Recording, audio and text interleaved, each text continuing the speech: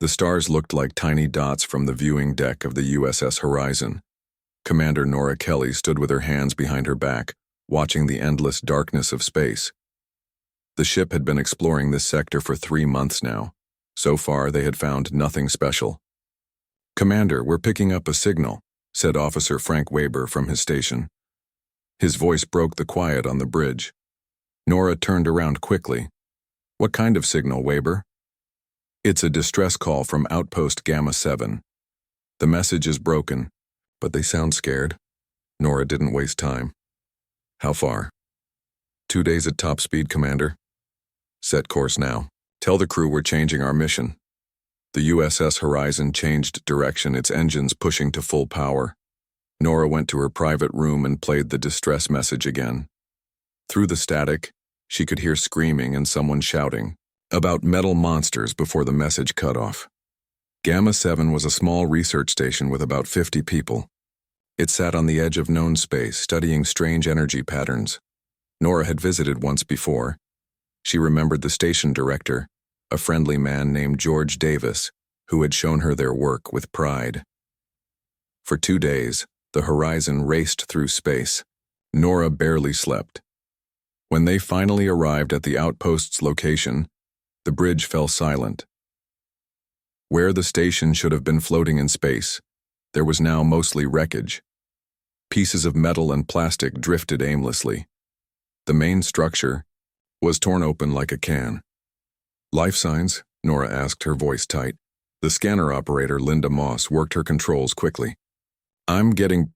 Wait, yes, one faint life sign in what's left of the lower levels. Prep a rescue team." "I'm going too," Nora ordered. 20 minutes later, Nora floated through the broken station with 5 crew members. They wore spacesuits and carried lights and weapons. The station was cold and dark. Most of the air had escaped into space.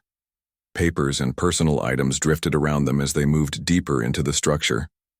"This way," said Ray Peterson, following the signal on his device. They found him in a storage closet that still had air. A man was curled up behind some boxes, shaking. When they opened the door, he screamed, "It's okay, we're from the Federation, USS Horizon," Nora said quickly. "You're safe now." The man looked at them with wide eyes. "No one is safe," he whispered. Back on the Horizon, the medical team took care of the survivor. His name was Alan Frost, a communications specialist who had worked at Gamma 7 for 3 years. It took hours before he could speak clearly about what had happened. They came without warning, Alan said, sitting in the ship's meeting room with a blanket around his shoulders. His hands shook as he held a cup of hot drink. "Our scanners picked them up just minutes before they arrived. 3 ships like nothing we'd ever seen before." Nora sat across from him. "What did they want?" "Everything." Alan's voice cracked. "They sent a message in perfect English. It said, 'Your resources are now property of the Virax Collective.' Then they started cutting into the station." Alan described creatures that were part machine and part living tissue. They moved with purpose, taking apart the station piece by piece. They didn't just destroy, they collected. They took metals, equipment, and even people. They put some people in containers. Others Alan couldn't finish the sentence. "Did anyone fight back?" asked Security Chief Paul Rogers. Director Davis tried to talk to them. They studied him for a moment. Then one of them put something on his head. He screamed for about 30 seconds, then went quiet. After that, he just walked with them onto their ship. His eyes were empty. Nora frowned. "How did you survive?" "I was doing maintenance in the lower communication hub when they came. I hid in the storage closet and sealed it from inside. I heard everything through the station's comm system." Alan looked down. "I heard everyone die or get taken." The doctor, Helen Ward, stepped forward. "I think that's enough for now. He needs rest." After Alan left with the doctor, Nora turned to her officers. "We need to check if there's anything left we can analyze, and we need to warn Federation headquarters." The search team found something important in the floating debris, a partially damaged security recording. The technical team worked for hours to fix it. Finally, they gathered to watch. The video showed the Gamma 7 main hall. 3 tall figures entered through a cut in the wall. They moved smoothly, their bodies shining like metal but moving like animals. Where faces should be, they had clusters of lights and sensors. Their arms ended in tools that changed shape as needed. The creatures moved through the station with purpose.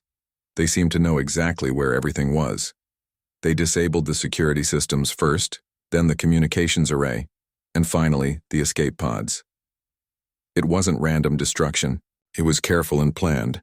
They studied us before attacking, whispered Science Officer Greg Hansen. They knew the station layout. The next day, Nora sent a secure message to Federation headquarters. She included the video and Alan's story. The response came quickly. Return immediately. Bring the survivor. Top priority. As the horizon changed, course for the long journey home, Nora studied star charts in her room. Gamma 7 wasn't the first outpost to go silent in recent months.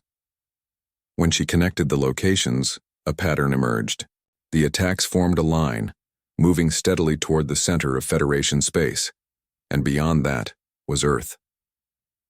That night, as most of the crew slept, Alan Frost walked the halls of the ship, unable to rest. He found Nora in the observation deck, staring at the stars. They won't stop, he said simply.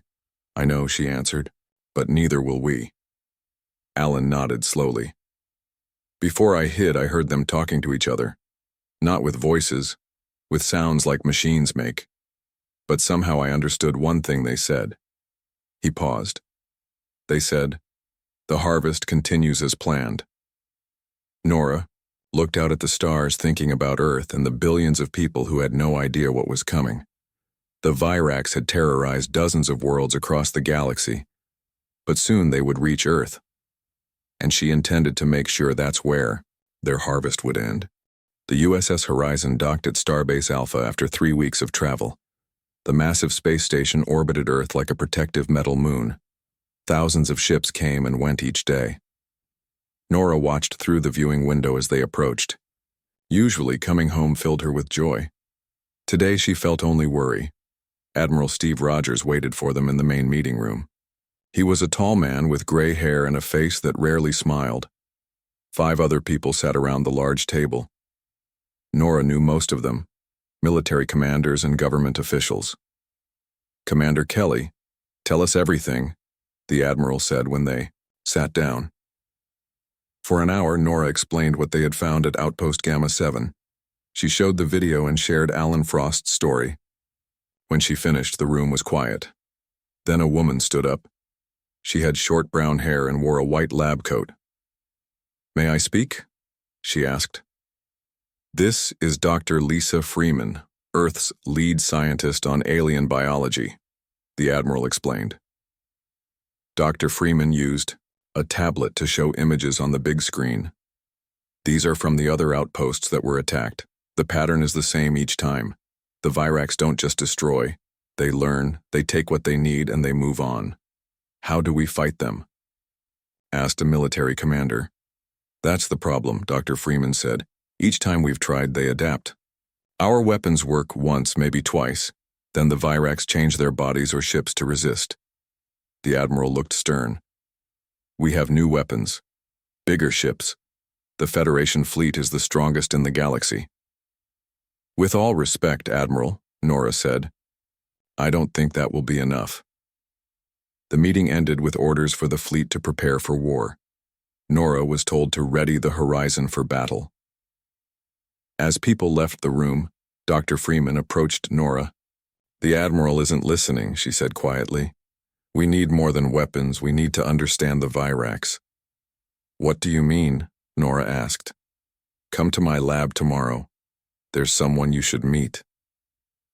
The next day, Nora went to the science section of Starbase Alpha. Dr. Freeman's lab was large and full of strange equipment. A man was working at a table covered with metal pieces. This is Ben Harper, Dr. Freeman said. He's been studying the Virax technology we've recovered.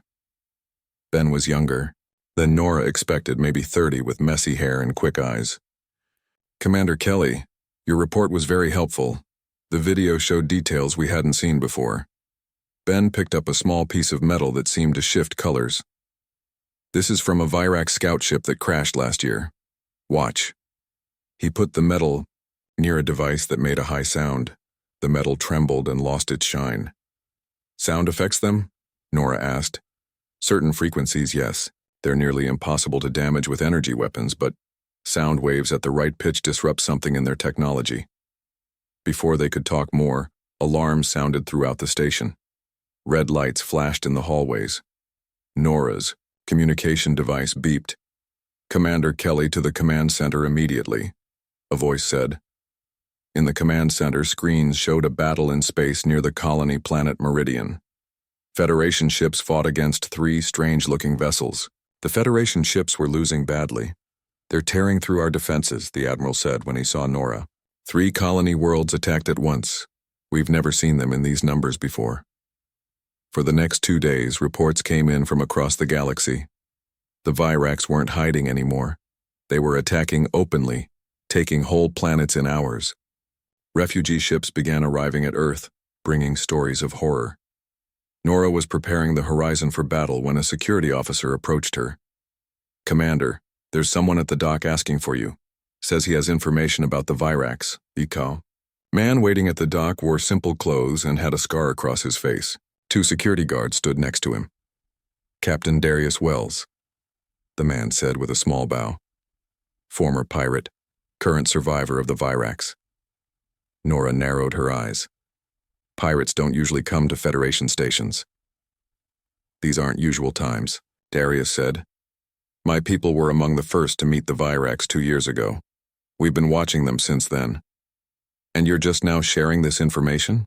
Darius shrugged. "Nobody asked nicely before. Now everyone's dying, so I figured it was time to help." Nora brought Darius to Dr. Freeman's lab. Ben was there too.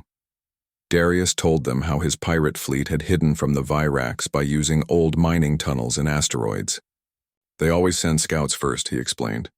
"Small ships that study the area before the main fleet arrives." "How long between scouts and the main attack?" Dr. Freeman asked. "About 3 months," Darius said. "And based on what I've heard, they sent scouts to your solar system 6 weeks ago." Ben and Dr. Freeman looked worried. Nora felt cold fear in her stomach. "If they're following their usual pattern," Darius continued, "they'll send 1 more scout before the main fleet arrives. That's your chance to learn about them." "Why are you helping us?" Nora asked. "Pirates and the Federation have never been friends." Darius touched the scar on his face. "The Virax gave me this when they took my home asteroid. They took my family too." His voice was hard. "I'm not helping the Federation. I'm helping myself to some revenge." Over the next weeks, Earth prepared for war. Ben worked with Dr. Freeman to develop weapons using sound waves. Darius helped Nora set up hidden sensors throughout the solar system to watch for Virax ships. Not everyone worked well together. The military leaders argued with the scientists. People from Earth didn't trust colonists from other planets. Fear made everyone tense. "We're fighting each other instead of the real enemy," Nora said one night, as she and Ben looked at star maps. "Humans are like that," Ben replied. "But we're also stubborn. We don't give up easily." An alert sounded on Nora's device.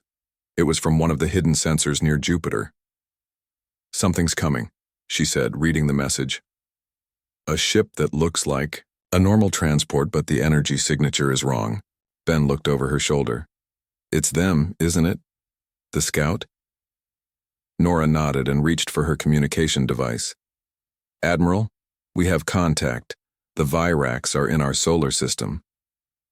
On Earth below, billions of people went about their daily lives, not yet knowing that the terror that had swept across the galaxy had finally reached their home.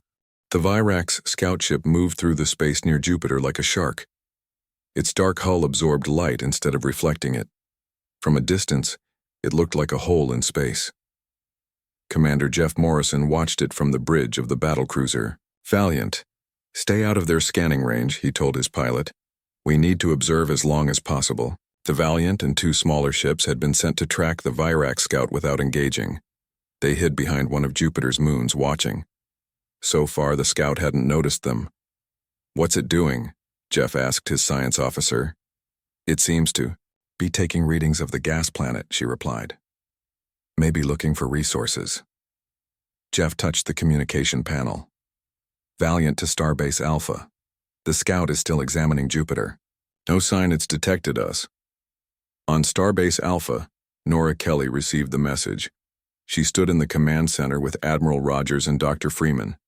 A large screen showed the scout ship's location. "Tell them to keep their distance," the Admiral said. "We're not ready to engage yet." Ben Harper rushed into the room carrying a metal case. "The first prototypes are ready," he said, opening the case to show devices that looked like small speakers. "Sound weapons?" Nora asked. Ben nodded. "They emit the frequencies we found effective against Virax technology. Short range only, but they should work." "Get them to the Valiant," ordered the Admiral. Darius Wells, who had been quiet in the corner, stepped forward. "It's too late for that. Look." On the screen, the scout ship had changed direction. It was now moving toward the Valiant's position. "They've been detected," Nora said. Jeff Morrison watched the Virax ship turn toward them. "They've seen us. Battle stations." The Valiant moved out from behind the moon, weapons ready. The two smaller ships followed. The Virax scout accelerated toward them. "Fire when ready," Jeff ordered. Energy beams shot from the Valiant, hitting the scout ship directly. But they seemed to have no effect. The dark hull absorbed the energy without damage. "Again," Jeff shouted. Before they could fire again, the Virax ship released a pulse of energy. The Valiant systems began to fail. "They're hacking our computers," the technology officer said, typing frantically. "I can't stop them." Jeff grabbed the emergency communicator. "Valiant to Starbase Alpha. We're under attack, weapons ineffective, they're in our system somehow." The ship shook as the Virax scout fired. One of the smaller Federation ships exploded. "Get to the escape pods," Jeff ordered his crew. "Now, Azim." People ran for the escape pods.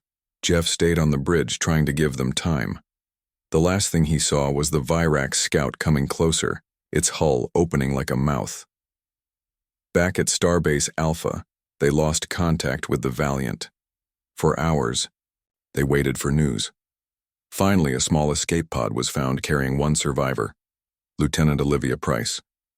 "They took over our systems in seconds," she told them from her hospital bed.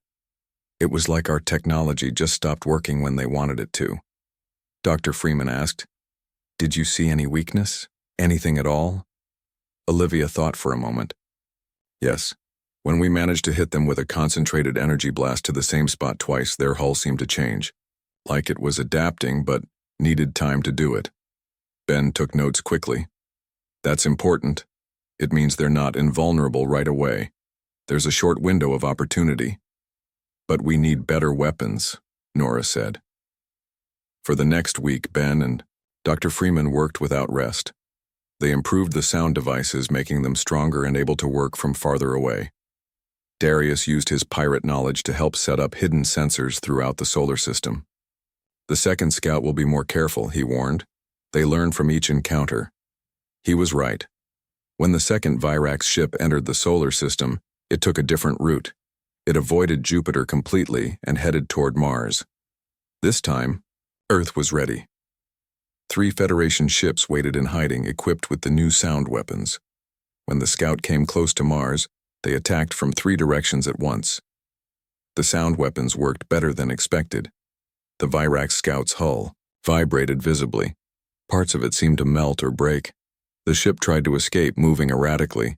"It's working," Nora said, watching from the command center. But the Virax ship wasn't defeated yet. It released smaller craft that attacked the Federation ships.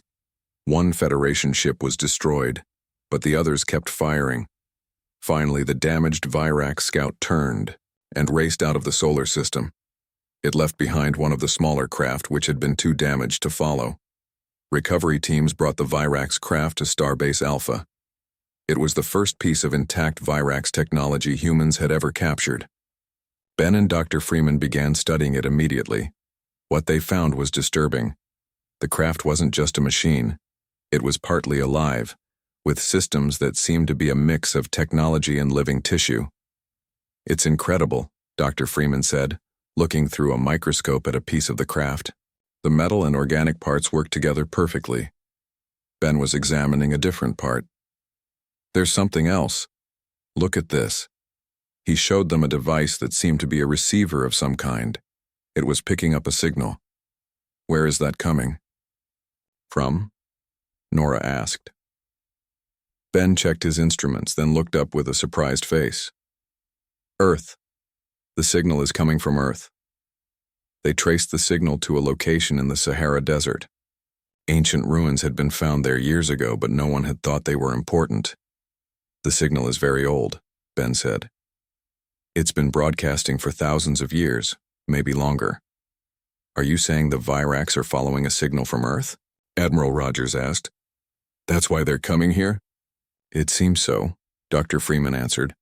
Something on Earth has been calling them. Something that was here long before humans. As they tried to understand this new information, an alert came from the long-range sensors. Multiple ships had been detected, moving fast toward the solar system. How many? Admiral Rogers asked. The sensor operator looked scared. Hundreds, sir. Maybe more. Nora looked at the others. The main Virax fleet is coming. Earth had 2 months to prepare for the largest attack in human history. 2 months to get ready to face an enemy that had terrorized the entire galaxy. An enemy that was now coming straight for them. Earth became a planet at war. Every day more ships arrived from across the galaxy to join the defense. Some came from Federation worlds, others from independent planets, and even a few pirate vessels joined the growing fleet. Everyone knew that. If Earth fell, nowhere would be safe from the Virax. Admiral Rogers stood in the main war room on Starbase Alpha. A large table displayed a 3D map of the solar system. Small dots showed the positions of Earth's defense ships. We have 342 ships ready for battle, a young officer reported. More arriving daily. It won't be enough, Darius said from across the table. I've seen the Virax main fleet. They have thousands of ships. The Admiral frowned. Then we need a better plan than just meeting them head-on. Nora had been thinking about this problem for weeks. What if we don't fight them in deep space? What if we let them come to us? Let them get close to Earth? The Admiral looked shocked. That's too dangerous. Maybe not, Dr. Freeman said, understanding Nora's idea. Earth's magnetic field is powerful. If we can use it to boost our sound weapons. Ben jumped in excitedly. We could set up stations in orbit to channel the magnetic field, like turning Earth itself into a weapon. The plan took shape quickly. While engineers worked on the orbital stations, Nora took the USS Horizon to the Sahara Desert. She landed near the ancient ruins where the strange signal was coming from. Ben, Dr. Freeman, and a team of scientists were already there. They had dug deep into the sand, revealing structures made of a material no one recognized. How old is this place? Nora asked, touching a wall that felt warm despite the cold night air. At least 50,000 years, Dr. Freeman answered. Maybe much older. Ben led them to a central chamber they had uncovered. Symbols covered the walls, glowing faintly with their own light. We believe this was left by visitors who came to Earth long before humans evolved, he explained. They left this signal running like a lighthouse. But why call the Virax here? Nora wondered. Before anyone could answer, their communicators beeped urgently. The Admiral's voice came through. Tense and quick. They're here. The Virax main fleet has entered the solar system. From space, Earth looked small and blue. Around it, hundreds of Federation ships moved into defensive positions. The orbital stations were in place, ready to channel Earth's magnetic field when needed. The Virax fleet appeared from the darkness beyond Neptune. First a few ships, then dozens, then hundreds.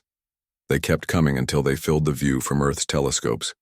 Their dark hulls blocked the stars behind them. There are so many, whispered Lieutenant Olivia Price, now working on the Starbase Alpha Command Center. How can we fight them all? Admiral Rogers stood tall, his face set with determination. One at a time if we have to. The Virax sent no messages, made no demands. Their first attack targeted Earth's orbital defense platforms. Within minutes, most of the platforms were destroyed or disabled. "They know our defenses," the admiral said grimly. "They've studied us well." Nora commanded the USS Horizon, leading a group of fast ships. "All ships activate sound weapons on my mark," she ordered over the communication system. The battle raged across Earth's orbit. Federation ships fired their sound weapons, causing damage to the Virax vessels. But there were too many of them, in the midst of the battle. Dr. Freeman made an important discovery. She had been studying the Virax ship they had captured, trying to understand how it communicated. "They're not just ships working together," she told Nora over the communication link. "They're all connected, like parts of one giant mind." "A hive mind?" Nora asked, as her ship shook from a near miss. "Yes. Each Virax unit is linked to all the others. They think as one." That's how they coordinate so perfectly, Nora realized. But it could also be a weakness. Nora quickly shared this information with Admiral Rogers.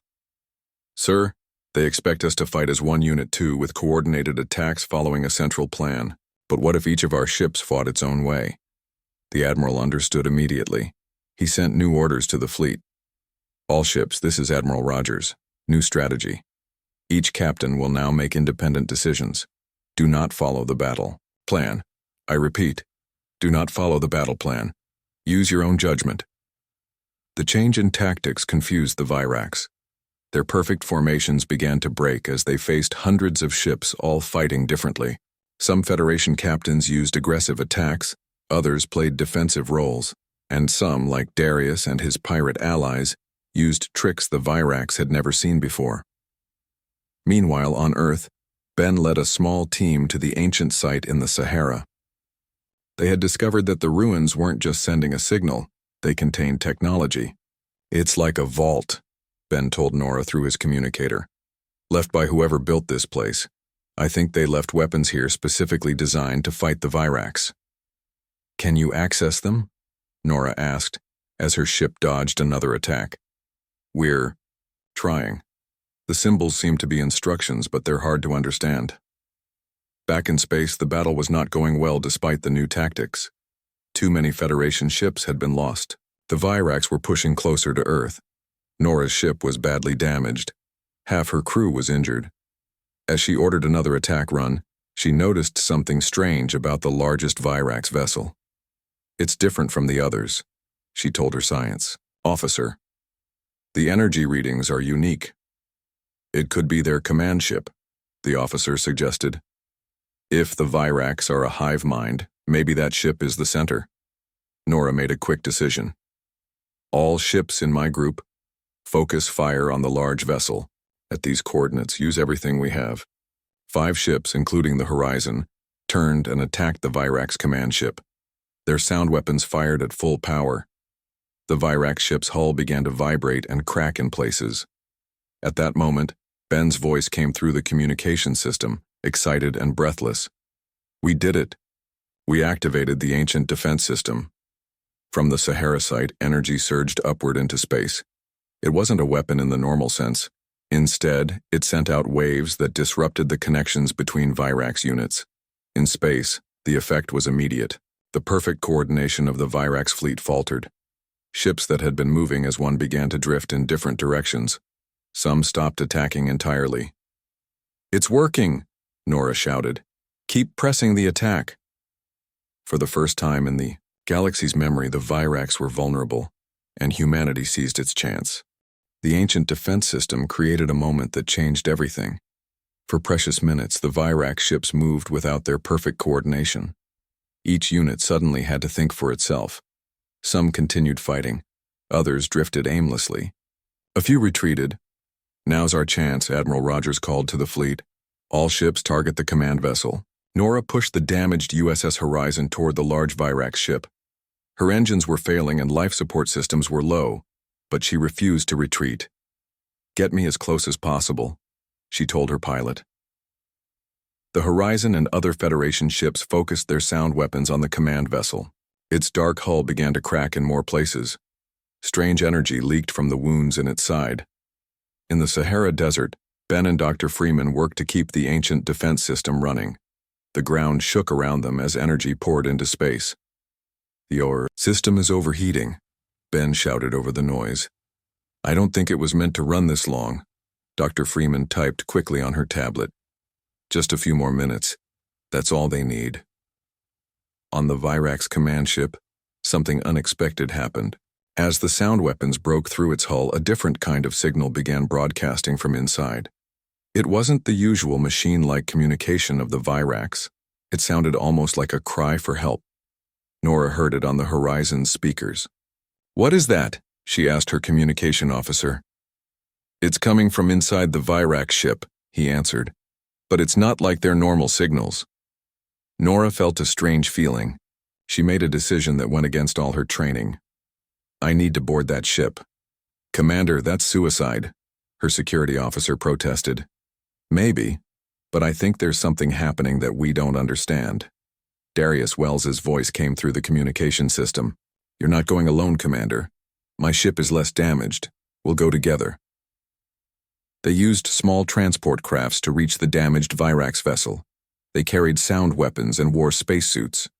When they landed in a broken section of the ship, they found something they never expected. The inside of the Virax ship was beautiful.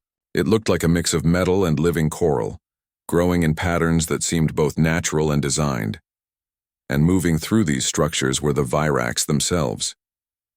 Up close, they weren't the monsters Nora had imagined. They moved with grace, their bodies flowing like liquid metal. Some looked at the humans with clusters of lights that seemed like eyes. "They're not attacking," Darius whispered. One Virax approached them slowly. It was larger than the others, its body more complex. It raised what looked like a hand toward them, not as a threat, but as a greeting. Nora lowered her weapon and stepped forward. The moment changed everything she thought she knew about their enemy. Meanwhile, on Earth, the ancient defense system finally overheated. The energy beam stopped, and the ruins in the Sahara began to sink back into the sand. "No," Ben shouted, trying to keep the equipment working. "It's too late," Dr. Freeman said. "We've lost it." In space, the effect was immediate. The Virax ships began to reconnect with each other. Their movements became coordinated again. The Federation fleet prepared for the worst. But something was different. The Virax ships weren't attacking. They were forming a defensive circle around the damaged command vessel. Inside that vessel, Nora and Darius followed the large Virax to a central chamber. There they saw what looked like thousands of glowing threads connecting to a pulsing core. This is their true center, Darius realized. The heart of their hive mind. The large Virax touched the core, and images filled Nora's mind. She saw the history of the Virax race. They had once been normal living beings on a planet much like Earth, but their sun was dying. To survive, they had changed themselves, merging with machines. The process had saved them but cost them something precious. They had lost much of their individuality, becoming parts of the collective. And over time, the desperate need to survive had overwhelmed all other thoughts. They didn't start as conquerors, Nora said softly. They became this way because they had no choice. More images flowed into her mind. The ancient signal from Earth wasn't calling the Virax to attack. It was offering help. Technology from a long-dead race that had once faced the same problem as the Virax, but found a different solution. They don't need to harvest planets, Nora said with sudden understanding. They just need the knowledge that was left in those ruins. On her command ship, Admiral Rogers watched in confusion as the battle suddenly stopped. What's happening? Why aren't they attacking? Lieutenant Olivia Price studied her screens. Sir, I'm picking up communication between Commander Kelly and I think it's the Virax themselves. Hours later, Nora returned to Starbase Alpha. She brought the large Virax with her, the one she now knew was called Erlan, a leader of their collective. In the main meeting room, Nora explained what she had learned. The Virax aren't evil, they're desperate. Their method of survival is destroying them from inside. They lose more of themselves with each world they harvest. Erlan's body shifted colors as it communicated through a translation device. We followed the signal hoping to find the ones who left it. We believed they could help us find a new way to live. The ancient technology in the Sahara ruins, Dr. Freeman said. It contains methods for merging organic and machine parts without losing individuality. A way for the Virax to save themselves without destroying others, Ben added. Admiral Rogers looked uncertain. After all they've done across the galaxy, you expect us to help them? What they did was terrible, Nora agreed. But they did it to survive. And now they have a choice. Continue as they were, or change. Erlan's lights flickered. Many of us want to change. When your defense system broke our connection, many Virax experienced individual thought for the first time in generations. Some wished to return to that state. Not everyone agreed with the plan. Many wanted to destroy the Virax while they had the chance. But in the end, humanity made a different choice than any species the Virax had encountered before. Earth offered the Virax what they truly needed. Not destruction, but transformation. Scientists from both species began working together, using the ancient knowledge to help the Virax find a new way to exist. Some Virax couldn't accept the change. They left, disappearing into deep space. But many stayed, beginning the difficult process of becoming individuals again, while keeping the benefits of their technology. As Nora stood on the observation deck of the repaired USS Horizon 6 months later, she watched Virax and human engineers working together on a new space station. They terrorized the galaxy, Darius said, standing beside her, until they reached Earth. And found something they didn't expect, Nora finished. Not just an enemy who could fight them, but one who could understand them. Throughout the galaxy, the story spread. Earth hadn't just survived the unstoppable Virax, they had transformed them. Humanity had shown a power greater than any weapon, the ability to see beyond fear, to offer compassion even to an enemy. It was a power that would change the galaxy forever.